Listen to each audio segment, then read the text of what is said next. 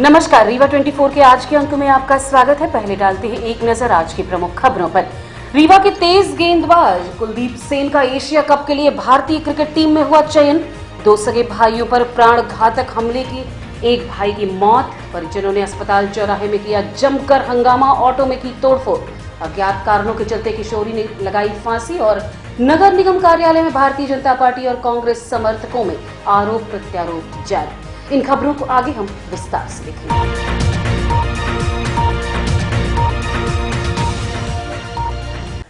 रीवा के लाल तेज गेंदबाज कुलदीप सेन का एशिया कप के लिए भारतीय क्रिकेट टीम में चयन हुआ है। आईपीएल में शानदार प्रदर्शन कर कुलदीप ने अपनी पहचान बनाई थी। मध्यम तेज गेंदबाजी करने वाले कुलदीप सेन हरिहरपुर गांव के रहने वाले हैं। उनके पिता रामपाल सेन की सिरमौर चौराहा के पास सैलून की दुकान है। रोज की तरह अपनी दुकान समय पर खोलते हैं और पूरा दिन काम करते हैं। उसी से उनके परिवार का भरण पोषण होता है। कुलदीप का जन्म 28 अक्टूबर 1996 में हुआ था। कुलदीप 13 वर्ष की आयु से ही क्रिकेट खेलना शुरू कर चुके थे। उनके पिता को उनकी इस प्रतिभा के बारे में बिल्कुल भी पता नहीं था। उनके अनुसार कुलदीप स्कूल में पढ़ने के लिए जाना चाहता था। जब पहली बार उसका सिलेक्शन अंडर 19 में हुआ और खेल में भाग लेने के लिए उन्होंने पैसे मांगे, तब वो नाराज हो गए, लेकिन फिर इस शर्त पर रवाना कर दिया कि पढ़ाई को प्राथमिकता देते हुए खेल सकते हो। फिर क्या, कुलदीप ने दिन रात मेहनत की और आज वो भारतीय टीम के सदस्य बन चुके हैं। रीवा से भारतीय क्रिकेट टीम में शामिल होने वाले कुलदीप सेन दूसरे खिलाड़ी हैं। इससे पहले तेज गेंदबाज ईश्वर पांडे भारतीय टीम का हिस्सा बन चुके हैं। कुलदीप के चयन की खबर आते ही रीवा के खिलाड़ियों और खेल प्रेमियों में खुशी की लहर दौड़ गई। चयन की खबर लगते ही कुलदीप टीम से जुड़ने के लिए रवाना हो गए हैं। विंध्य वासियों सहित रीवा वासियों को अब इस बात की उम्मीद जताई जा रही है कि अगर उन्हें एशिया कप में मैच खेलने को मिला तो वो अपनी आईपीएल की तरह यहां भी धारदार गेंदबाजी कर रीवा सहित विंध्य का नाम रोशन करेंगे। 13-14 साल की उम्र से ये खेलना शुरू किए हैं, लेकिन हमारे चोरी में ये शुरू किए। पहले तो साल डेढ़ साल हमको जानकारी ही नहीं हुई कि ये क्रिकेट खेलते हैं।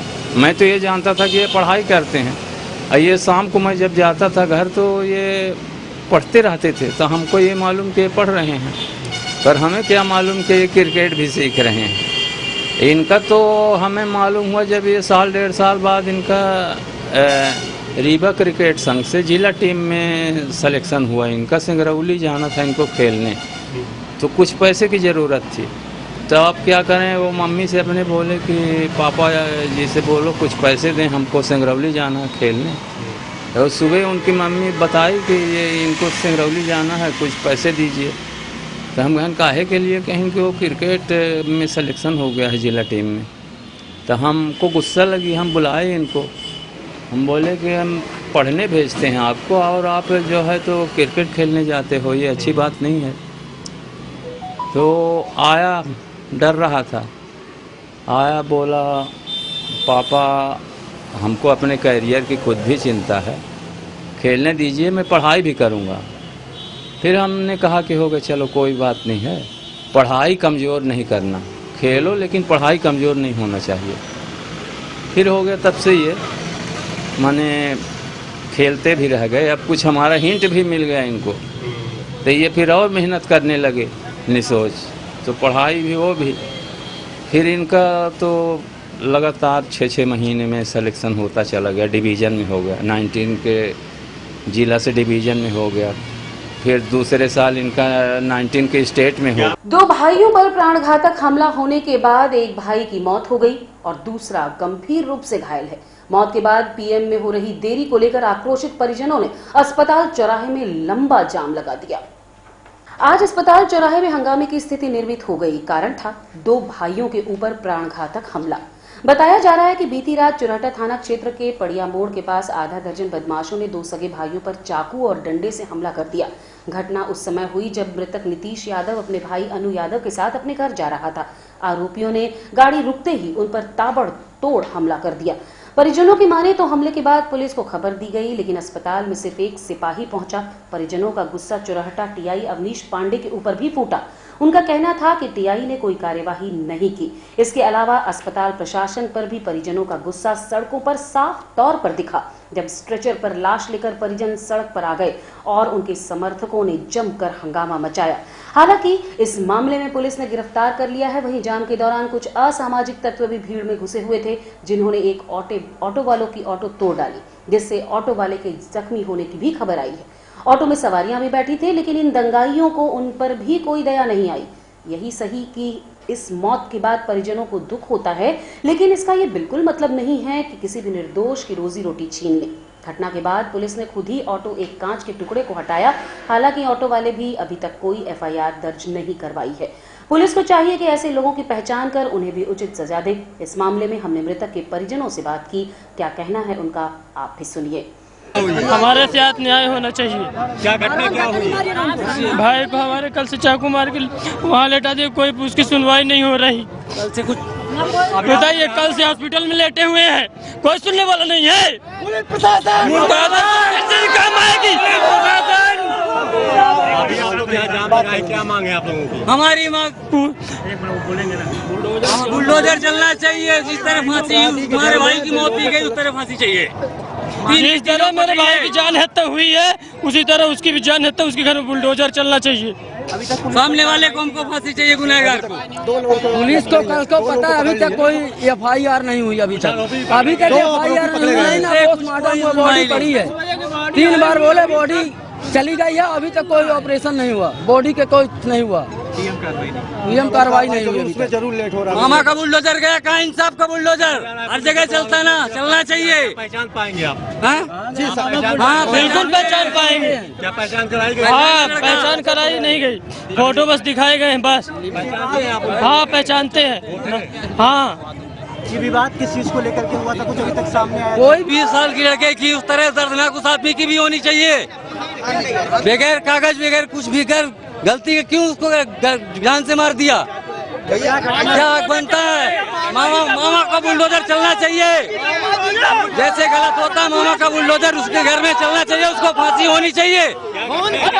घटना हुई है, खून लूट हुई, मर्डर हुआ है। हम चाहते हैं उसको फांसी चाहिए और प्लस बुलडोजर चलना चाहिए। तीनों को फांसी चाहिए, तीनों को जो 3 के 3 शामिल थे। जी हमारे बच्चे दोनों दुकान से जा रहे थे, शॉप से घर, इनको पंडिया मोड़ में लूटने की कोशिश की गई। लूटे भी हैं और मारे भी हैं। एक को जान से मार दिया गया चाकू से और एक को बेसबॉल की डंडे से मारा गया। उसको भी पूरे सांस पैर पूरी रीढ़ की हड्डी सब कुछ टूटा हुआ है, फिर प्रशासन ध्यान नहीं दे रहा अभी तक। कल 8 बजे से है, कुछ नहीं हो पा रहा है। अब 2 बज रहे हैं, अभी तक हमको। विवाद के बाद मौके पर पहुंचे तहसीलदार यतीश शुक्ल ने लोगों को समझाइश दी, तब जाकर वो शांत हुए और पीएम की कार्यवाही शुरू की गई। इस संबंध में नायब तहसीलदार यतीश शुक्ल ने हमारे कैमरे पर बताया। कल ये पड़िया मोड़ पर चुरहटा थाना अंतर्गत नीतीश यादव उम्र 20 वर्ष के साथ कुछ लूट की घटना हुई थी और लूट के दौरान ही लूटकर्ता के द्वारा मारपीट की गई थी बालक के ऊपर और उसको परिजनों के द्वारा यहाँ पर इलाज के लिए संजय गांधी लाया गया था, जहाँ पर इलाज के दौरान डॉक्टरों के द्वारा मृत घोषित कर दिया गया और सुबह उनका पीएम होना था। पीएम में कुछ देरी हुई तो उसको लेकर के परिजनों के भीतर आक्रोश था और उन्होंने ला करके बॉडी यहाँ हॉस्पिटल चौराहे पर। थाना प्रभारी चुरहटा सब मौके पर उपस्थित थे। परिजनों के द्वारा उनसे बात की गई और समझाइश दी गई। जो भी उनके आरोपी उनकी नज़र में उनकी तलाश की जा रही है और जल्द से जल्द आरोपियों की यहाँ पर पकड़ की जाएगी, गिरफ्तार किया जाएगा। ये बॉडी ला करके यहाँ हॉस्पिटल चौराहे पर रख दिया गया था। बॉडी अभी परिजनों को समझाइश दे दी गई। पीएम चूँकि बॉडी का नहीं हुआ था तो वापस संजय गांधी हॉस्पिटल भेज दिया गया है, जहाँ पर पीएम की तैयारी की जा रही है और साथ में पुलिस के द्वारा पर आरोपियों की तलाश जारी है।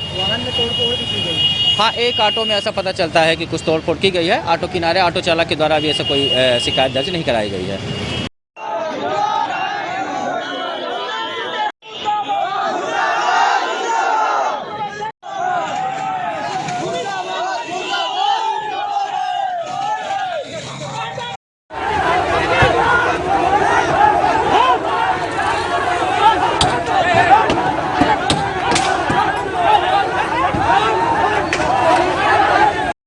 अज्ञात कारणों के चलते किशोरी ने लगाई फांसी। पुलिस द्वारा मामले की छानबीन जारी है। बताया जा रहा है कि चुराटा थाना अंतर्गत मैदानी के पास शिवजी नगर में किराए के मकान में रहकर पढ़ाई करने वाली छात्रा मुस्कान विश्वकर्मा पिता बलजीत विश्वकर्मा जिसकी उम्र 17 वर्ष है, जो कि मूलतः कुमरहा थाना सिमरिया जिला रीवा की रहने वाली है, आज अज्ञात कारणों के चलते फांसी लगा लिया। घटनास्थल पर निरीक्षण के लिए एसएफएल टीम प्रभारी डॉक्टर आरपी शुक्ल और थाना प्रभारी अवनीश पांडे पहुंचे और पंचनामा कर कारणों की जांच कर रहे हैं। इस संबंध में थाना प्रभारी से हमने बात की। हाँ, मैदानी क्षेत्र में रहने वाली एक युवती की फांसी की सूचना मिली थी, जिस पर पुलिस वहां पहुंच के पंचनामा कार्रवाई कर रही है और जांच के दौरान जो तथ्य सामने आएंगे उससे हम आपको अवगत कराएंगे। प्रारंभिक जांच में कुछ कारण सामने आए हैं, सुसाइड नोट वगैरह? अभी कोई सुसाइड नोट नहीं मिला है। नए उम्र के बच्चियां हैं, किस कारण से लगा लिया है इसके कारण जब तक सामने न आ जाए तब तक आपको बताना उचित नहीं है। महापौरी का चुनाव हारने की टीस, भाजपा में छटपटाहट, नगर निगम बना कांग्रेस और भाजपा का अखाड़ा। नगरीय निकाय चुनाव के बाद से ही अंदाजा लगाया जा रहा था कि भाजपा और कांग्रेस के बीच काफी उठापटक होगी। भारतीय जनता पार्टी ने किसी तरह से निर्दलीय प्रत्याशियों को अपनी ओर तो कर लिया और मेयर इन काउंसिल का अध्यक्ष भी उनका ही बना लिया, लेकिन उसके बावजूद अब परिषद ठीक से नहीं चल पा रही है। आए दिन विवाद हो रहा है, यहाँ तक कि उद्घाटन को लेकर भी आरोप प्रत्यारोप का दौर जारी है। भारतीय जनता पार्टी का कहना है कि इन कार्यों का उद्घाटन पहले ही विधायक रीवा कर चुके हैं। महापौर का कहना है कि रीवा विधायक 300 से ज्यादा फर्जी उद्घाटन कार्य किए हैं। और क्या कहा महापौर रीवा ने, आप खुद सुनिए। कोई शक्ति प्रदर्शन नहीं है। धारा 18A में सब वर्णित है कि अध्यक्ष की क्या शक्तियां हैं। उन्हें सिर्फ परिषद के सिवाय कोई शक्ति वर्णित नहीं है। ये तो और अध्यक्ष जो होता है वो 45 वार्ड का 45 पार्षदों का सम्मान निष्पक्ष एक पद होता है, संवेदनशील होता है। वो न भाजपा का होता है और न कांग्रेस का होता है, न किसी दल का होता है। वो सारे लोगों के लिए अध्यक्ष मनोनीत किए जाते हैं।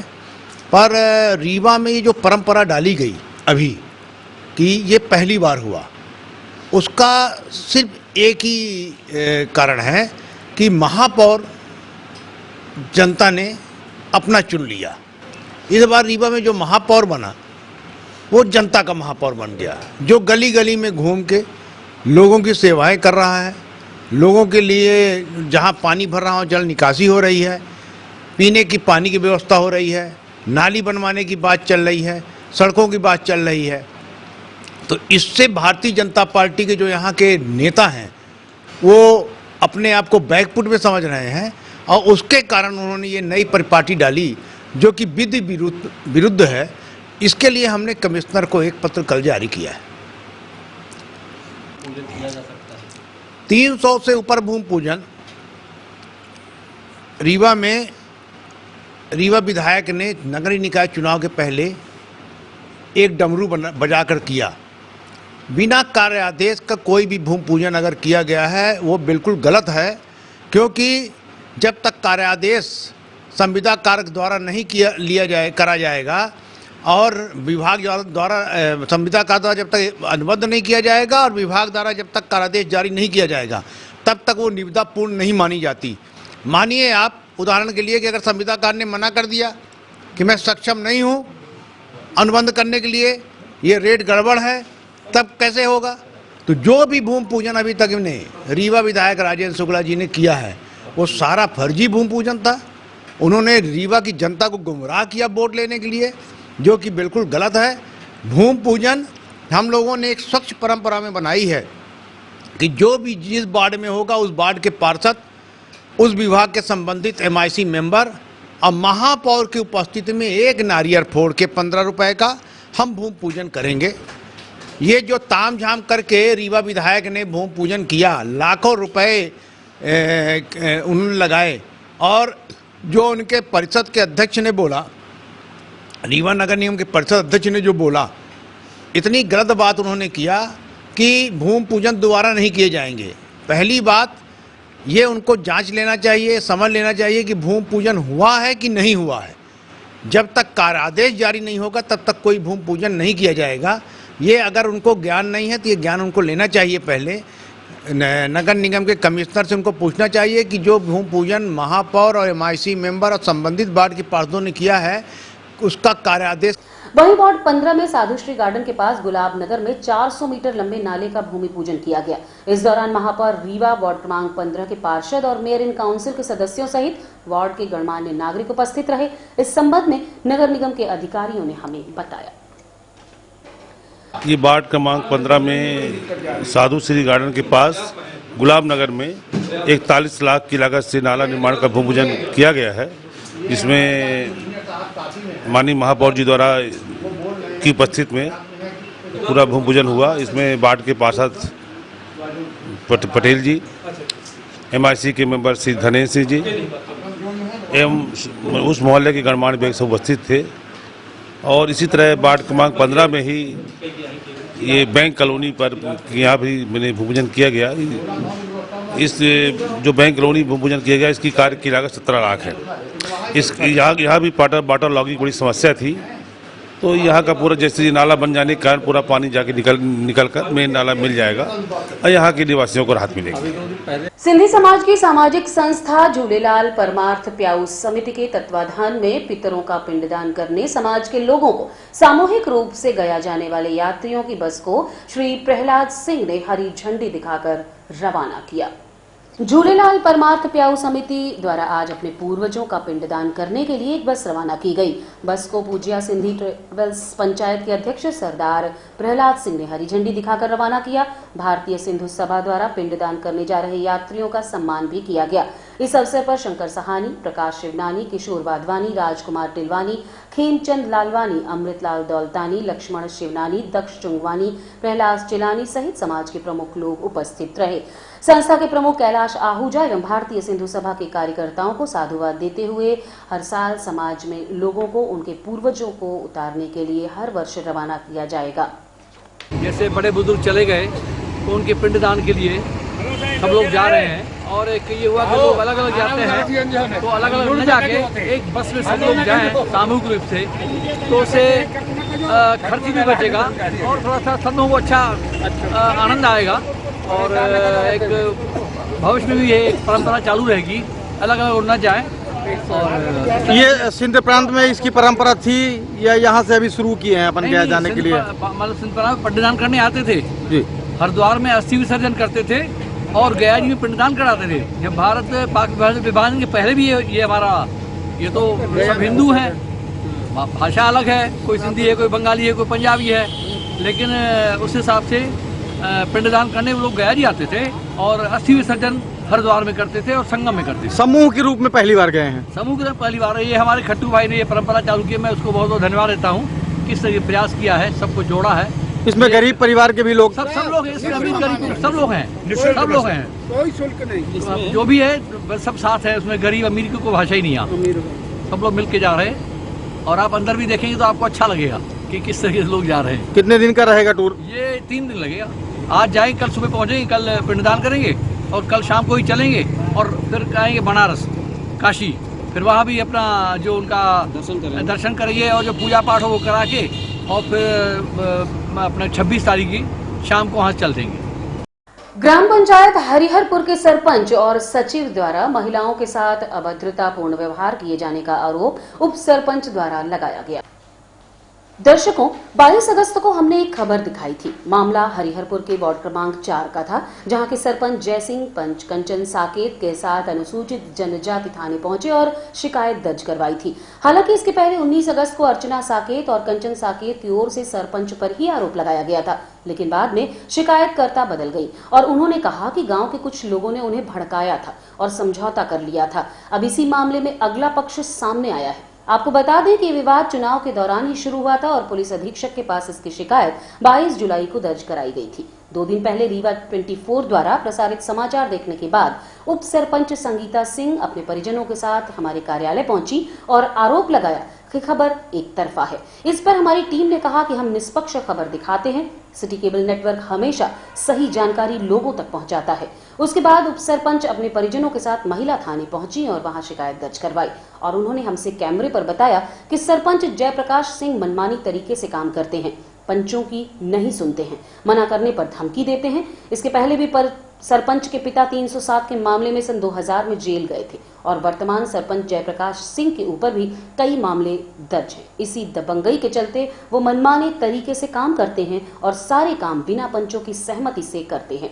क्या कहना है इस संबंध में उप सरपंच और परिजनों का, आप खुद सुनिए। क्या समस्या है आपकी? ग्राम पंचायत में बैठक के तारतम्य में सेक्रेटरी द्वारा कहा गया है। कौन सी ग्राम पंचायत? ग्राम पंचायत हरियापुर, ब्लॉक राजपुर, जिला रीवा। क्या समस्या है? सरपंच द्वारा सेक्रेटरी महोदय से निवेदन किया गया कि आपने जो मध्य प्रदेश शासन का एजेंडा है उस एजेंडे के बाहर के प्रस्ताव आपने रखे हैं। तो उसमें ये कहा गया कि आप सरपंच ने कहा कि हमारे भी कुछ एजेंडे हमारे गांव के हैं, रोड के और नाली की सफाई के और शमशान घाट के नहीं है। तो सरपंच द्वारा कहा गया कि वो सरपंच की अध्यक्षता से जो होगा तो होगा, बाकी आप पंच सरपंच जाओ, कोई काम नहीं। और फिर जो गांव के लोग थे तो सरपंच के पिताजी और करुणेन्द्र सिंह और करुणेन्द्र सिंह के अलावा सुभाष सिंह और नारायण सिंह, उनके परिवार भाई हैं, उन्होंने गाली दे के कहा कि भाग जाओ, निशाने मार देंगे गोली। और उसके पहले गोली चला चुके 307 के अपराधी हैं और सन 2000 में उसने एजेंडा भोपाल से जो आया था वो अपने से भी बना लिए थे। फिर हमने अपना प्रस्ताव रखा कि भाई हमको भी हमारा हर बस्ती में नाली नहीं है, अरे रोड नहीं है। तो सरपंच और उनके पिताजी को भला बुरा बोलने लगे और वहीं तरनेल सिंह थे, सुभाष सिंह, संतोष सिंह, नारायण सिंह, सुनील सिंह, तरनेल सिंह, सुभाष सिंह, ये सब लोग उनको धमका रहे थे और बाहर निकाल दे, गाली गलौज करने लगे। और इनपाल सिंह ने बोला हम नहीं डरते हैं, जाओ जहाँ जाना हो तो करवा लो जो करना है। तो FIR किन्होंने? पुताई कर जीवन यापन करने वाले श्रमिकों को बाइक सवार बदमाशों ने चाकू से गोदा। घटना बिछिया थाना अंतर्गत सिलपरा की बताई जा रही है, जहां पुताई करने वाला श्रमिक मनीष साकेत अपने घर की तरफ जा रहा था। रास्ते में उसे बाइक पर 2 बदमाश मिले, जिन्होंने पहले उसका नाम पूछा और फिर बिना कुछ बात किए चाकू मार दिया। मनीष के भाई कमलेश चौधरी की माने तो उसके साथ कोई लूट नहीं हुई है, सिर्फ चाकू मारकर घायल कर दिया गया है और मारपीट भी की है। वहीं पीड़ित का कहना है कि देखेगा तो पहचान लेगा। हमने पीड़ित मनीष और उसके भाई कमलेश चौधरी से बात की। दिया गया तो कुछ सामान लेने और वापिस आ रहा था घर, तो यहाँ घर से थोड़ी सी दूर में एक मोड़ है, वहीं पर वो लोग 2 लोग पहले से ही खड़े थे और उसने पूछा कि तुम कौन, कहाँ जा रहे हो और तुम्हारा नाम क्या है, बताया। इसके बाद झीना झपटी लपटी लपटा करने लगे और पता नहीं कहाँ से कितने समय चाकू निकाला वो और मार दिया। नहीं हम नहीं, वही बता रहा है मेरा भाई जिसके साथ ये, नहीं छुड़ाने के लिए तो नहीं बता रहा कुछ। हाँ उन दोनों को पहचान जाएगा, देखेगा तो वो ऐसे नहीं पहचानता कि कहाँ के हैं, कौन है। मेरा भाई पुताई सुताई का काम करता है। मालूम है देखिए शकल देख ले तो तुरंत चिन्ह जाओ, बाकी ये नहीं कह सके मार दी, कसम से आज तक ऐसे कुछ नहीं। मुखबिर की सूचना पर चुराटा पुलिस ने पकड़ा नशीली कफ सिरप का जखीरा। चुराटा थाना प्रभारी अवनीश पांडे ने बताया कि मुखबिर द्वारा सूचना प्राप्त हुई है कि एक गाड़ी से कोरेक्स की सप्लाई की जा रही है। सूचना मिलते ही तत्काल पुलिस वाले सक्रिय हुए, लेकिन आरोपी अपनी गाड़ी को खेत में छोड़कर भाग गया। 20 से 22 लाख की कीमत की लग्जरी कार इंडिवर में 3000 से ज्यादा नशीली कफ सिरप की शीशियां बरामद हुई, जिसकी कीमत लगभग 4.5 लाख आंकी गई है। गाड़ी नंबर के आधार पर गाड़ी मालिक की पहचान की जाएगी, उसके बाद ही आरोपियों की पहचान हो सकेगी। इस संबंध में थाना प्रभारी ने हमें बताया। कल मुखबिर की सूचना पे हम लोगों ने कार्रवाई करी थी, जिसमें एक इंडिवर गाड़ी और उस गाड़ी में 3000 से ज़्यादा शीशियाँ कोरेक्स की मिली हैं। आरोपी ने गाड़ी को तेज़ी से भगा के खेत में डाल दिया था और वो वहाँ से अंधेरे का फ़ायदा लेके भाग गया था। हम लोगों ने गाड़ी जब्त कर ली है और 3000 सीसी कोरेक्स, जिसकी कीमत लगभग 4.5 लाख रुपए है और गाड़ी की कीमत इंडिवर गाड़ी काफ़ी महंगी होती है, 20-22 लाख रुपए जब्त हो गए। आरोपियों के नाम सामने आए हैं, कौन है आरोपी? अभी इसमें आरोपियों के नाम सामने नहीं आए हैं। वाहन के चूँकि यूपी नंबर वाहन है, अपन RTO के माध्यम से जानकारी लेके उसके चेसिस नंबर, इंजन नंबर के आधार पे जो भी आरोपी होंगे उनको अपन ये सतना तरफ से रीवा आ रही थी, अब कहाँ जाना था इसका पता तो आरोपी के पकड़े जाने पे पता चलेगा। और रुकेंगे एक छोटे से विराम के लिए, आप बने रहिए रीवा 24 न्यूज के साथ। हड्डी जोड़ एवं रीढ़ रोग तथा स्त्री रोग एवं प्रसूति रोग का इलाज एक ही छत के नीचे। विघ्नहर्ता hospital and trauma centre, hotel landmark के पास, रतहरा, रीवा। डॉक्टर संतोष सोनी, पूर्व चिकित्सक, बॉम्बे हॉस्पिटल, मुंबई। हड्डी जोड़ एवं रीढ़ रोग विशेषज्ञ, छोटे चीरे एवं दूरबीन विधि द्वारा हाथ तथा पैर की हड्डियों का ऑपरेशन। गठियाबात, जटिल एवं बिगड़े हुए फ्रैक्चर का बेहतर इलाज करते हैं डॉक्टर संतोष सोनी। विघ्नहर्ता हॉस्पिटल ट्रॉमा सेंटर में ही स्त्री एवं प्रसूत रोग विशेषज्ञ डॉक्टर शैलजा सोनी भी उपलब्ध हैं, जिनकी देखरेख में नॉर्मल डिलीवरी, सिजेरियन ऑपरेशन एवं बच्चेदानी से संबंधित ऑपरेशन की बेहतर सुविधा। संतानहीन दंपत्ति तत्काल संपर्क करें। विघ्नहर्ता hospital and trauma centre, hotel landmark के पास, रतहरा, रीवा। सुविधाजनक एवं सफल इलाज हेतु आज ही संपर्क करें। विघ्नहर्ता hospital and trauma centre, hotel landmark के पास, रतहरा, रीवा। मोबाइल नंबर 7828781983 अथवा 8462956774 पर। शासन के निर्देशानुसार महाविद्यालय स्तर पर 5 सितंबर से होने वाली प्रतियोगिताओं के संबंध में आज शासकीय आदर्श विज्ञान महाविद्यालय में एक बैठक कर कई महत्वपूर्ण निर्णय लिए गए। आजादी के 75वें वर्ष में पदार्पण होने के अवसर पर इसे आजादी के अमृत महोत्सव के रूप में मनाया जा रहा है और हर जगह कई प्रकार के कार्यक्रमों का आयोजन भी हो रहा है। इसी तारतम्य में मध्य प्रदेश शासन के निर्देशानुसार उच्च शिक्षा विभाग ने भी महीने में एक बार कार्य करने का कैलेंडर दिया, जिसमें महाविद्यालय के सभी छात्र छात्राएं एवं प्राध्यापकों की सहभागिता होगी। इसी कड़ी की शुरुआत में आज एक समिति के गठन से हुई और साथ ही इन समिति के सदस्यों के साथ एक बैठक का आयोजन भी किया गया। कार्यक्रम की संयोजिका डॉक्टर अभिलाषा श्रीवास्तव ने जानकारी देते हुए बताया कि समिति के सदस्यों ने आज माह भर की गतिविधियों के लिए विषय के चुनाव के साथ साथ प्रतियोगिताओं का भी आयोजन कैसे किया जाए पूरी रूपरेखा तैयार की। समिति में doctor Neelam Pandey, doctor Anita Tiwari, doctor Keshar Kali Tiwari, doctor Beena Sharma, doctor Vinita Kashyap, doctor Sanjay Mishra, doctor Pooja, doctor Shanti, Sheeba Akhtar और डॉक्टर स्मिता शुक्ला शामिल रही। विद्यालय के अमृत महोत्सव के कार्यक्रम के सफलतापूर्वक संचालन के लिए टीम का गठन किया गया, जिसमें छात्र संघ प्रभारी एवं एनएसएस और एनसीसी के अधिकारी एवं हमारी टीम में जो वरिष्ठ प्राध्यापिकाएं हैं डॉक्टर बीना शर्मा, डॉक्टर अनीता तिवारी एवं कर्मठ व्यक्तित्व वाली डॉक्टर नीलम पांडे, डॉक्टर स्मृति शुक्ला, डॉक्टर आरती, डॉक्टर पूजा श्रीवास्तव, डॉक्टर शालिनी, डॉक्टर शांति पटेल एवं स्मृति शुक्ला और शिवा उपस्थित रही। इन्होंने भरपूर सहयोग किया और इस मीटिंग के अंतर्गत ये तय किया गया शासन के निर्देशानुसार कि हर माह एक संगोष्ठी का आयोजन किया जाना है, जिसमें स्वतंत्रता के 75वीं वर्षगांठ के उपलक्ष्य में ये कार्यक्रम है और इसमें विविध प्रकार के वक्ताओं को बुलवाकर बच्चों को लाभान्वित करवाना है एवं विभिन्न प्रकार के कार्यक्रम जिला महाविद्यालय स्तर पर 5 से लेकर 13 सितंबर तक होंगे। उनकी रूपरेखा निश्चित की गई। सभी को बहुत बहुत धन्यवाद। गोष्ठी में विभिन्न विषयों पर विशेषज्ञ उद्बोधन के लिए विद्वानों या वक्तागण को संस्था के बाहर से अथवा सामाजिक संस्थाओं से भी आमंत्रित किया जा सकेगा। नोडल अधिकारी से इस संबंध में पृथक से संपर्क किया जा सकता है।